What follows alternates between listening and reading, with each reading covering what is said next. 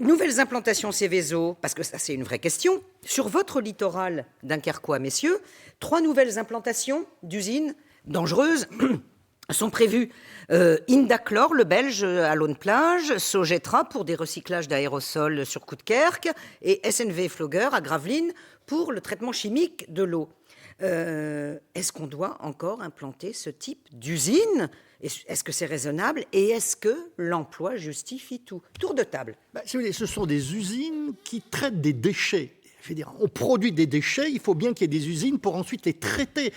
On ne peut plus les renvoyer au pays du tiers-monde comme on le voit. Il faut les traiter de nous-mêmes. Donc c'est normal qu'il y ait ce type d'activité. Mais comme on traite des déchets dangereux, évidemment, il y a tout de suite, elle tombe sous la règle que vous savez de cette déclaration. Donc oui, il faut accepter cela. Mais comme le dit M. Caux, comme le dit Christian Hutin, je pense qu'on est tous d'accord là-dessus, dans des règles extrêmement précises et dont on est sûr qu'elles seront respectées et avec des contrôles associatifs, des contrôles administratifs peut-être plus forts. Christian Hutin, est-ce que c'est encore un modèle industriel à mettre en œuvre au moment où, comme disait l'autre, la maison brûle et qu'on continue de regarder ailleurs ? Alors notre industrie en France a baissé formidablement depuis 20 ans. On est passé de 25% à 15%. Dans le Dunkerquois, on est à 12% de chômage. Et on a encore un petit peu de chance. Dans ma ville, à Saint-Paul, c'est 18%. On est capable d'accepter les risques. Les Dunkerquois ont toujours été capables d'accepter les risques, à condition qu'ils soient contrôlés, qu'il y ait des vraies vertus de l'État, qu'il y ait un vrai contrôle. Ce qui n'est pas le cas aujourd'hui, je le dis franchement, et je suis d'accord avec Emmanuel Caux, ce n'est pas le cas aujourd'hui. Ce n'est pas sérieux aujourd'hui. Nous n'arrivons pas aujourd'hui à contrôler sérieusement ces entreprises. Christian Hutin, alors, est-ce qu'il faut accepter l'installation de 3 nouvelles usines Céveso dangereuses ? Dans ces conditions que vous dites ? Il faut surtout que l'État se réarme. C'est-à-dire qu'il y ait un vrai contrôle, mais un contrôle extrêmement sérieux de toutes ces entreprises. Emmanuel Caux.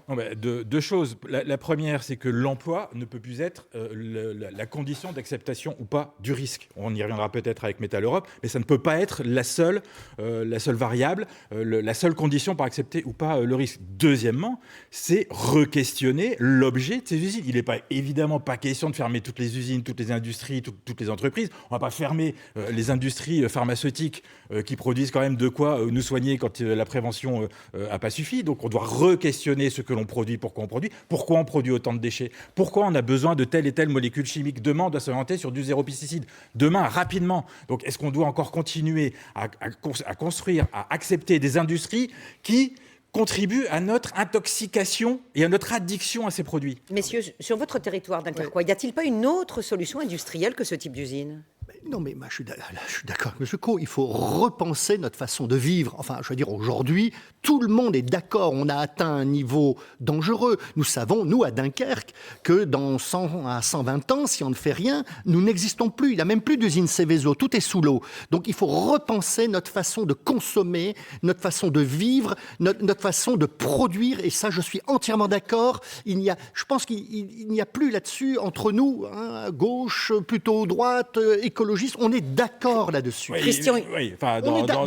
les missiles qu'on n'arrive pas à trouver, dans ceux qui font la loi, on n'arrive pas à trouver un accord qui soit de ce niveau-là. C'est vrai. Quand tout le monde partage cette injonction, cette incantation, mais finalement, quand vous avez le nez sur le guidon en tant que maire, vous êtes pris par le quotidien. Est-ce que vous n'êtes pas pris en tenaille par des injonctions contradictoires de « il faudrait » et puis en attendant, demain c'est demain, il faut que je fasse quelque chose. Si, vous avez raison. Moi je suis Toubib, je suis président du groupe d'études amiantes à l'Assemblée nationale. J'ai vécu des choses absolument abominables par rapport à tout ce qui peut avoir existé comme délire industriel et comme délire pécunier. Et donc je me pose des questions. Et c'est pour ça que je pense profondément que l'État doit reprendre le pouvoir, quoi. Le contrôle, les autocontrôles dans des entreprises Céveso, c'est complètement... Mais quel État ? Pardon, quel État ? L'État qui dit il faut qu'on fasse attention à l'environnement, mais qui, à l'Europe, n'est pas d'accord avec une nouvelle loi sur les sites pollués ? C'est ça aussi la question. C'est toute la difficulté. Je pense que la santé publique est essentielle. Mais ce n'est pas simplement l'État qui doit reprendre le pouvoir, ce sont les citoyens, hein, on le voit aujourd'hui dans la rue, qui doivent reprendre le pouvoir, et avec leurs représentants locaux, les maires. Les maires n'ont absolument pas le pouvoir comme ça d'aller dans les usines et de poser les questions, et ça, c'est pas normal. Nous vivons là. Les maires n'ont même pas été informés à Rouen de ce qui se Mais passait. oui, quoi. et ça, c'est intolérable. Non, mais prenons un autre exemple. J'évoquais tout à l'heure cette carrosserie sur Fage-Tuménil qui émet beaucoup de HAP, des hydrocarbures aromatiques polycycliques, donc qui sont petites saloperies pour le dire vite, qui sont alertés, les riverains, les habitants alertent. Le rôle du maire, dans ce cas-là, c'est au moins de prendre son bâton de maire et d'aller... Il est informé. Il est informé.